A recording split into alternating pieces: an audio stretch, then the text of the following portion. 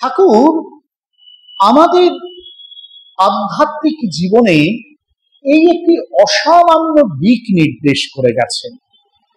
দীর্ঘ কালাবধি দেশে দেশে এরকম একটি ধারণা প্রচলিত হয়ে আছে যে আধ্যাত্মিকভাবে শক্তিমান পুরুষ তার কিছু অলৌকিক ক্ষমতা থাকবে। তিনি কারোর রোগ নিরাময় করে দেবেন, কারোর ঘরে সম্পদ এনে দেবেন, কারুকে কোনো জিনিস দিয়ে দেবেন। এই রকম অলৌকিক কিছু শক্তির দ্বারা তিনি একটা ম্যাজিশিয়ানের মতো যেন কাজ করবেন। শ্রীরামকৃষ্ণদেব এসে প্রথম বললেন, আধ্যাত্মিকতার সঙ্গে এই ম্যাজিক বা ম্যাজিশিয়ানিজম তার কোনো যোগ নেই।